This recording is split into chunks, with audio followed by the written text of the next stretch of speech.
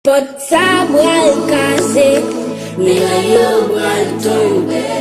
Pot yo bral kase, api poto anko.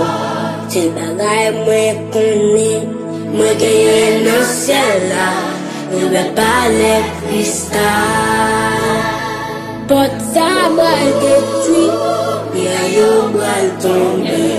Pot yo bral kase, api poto anko. Say bagay mwen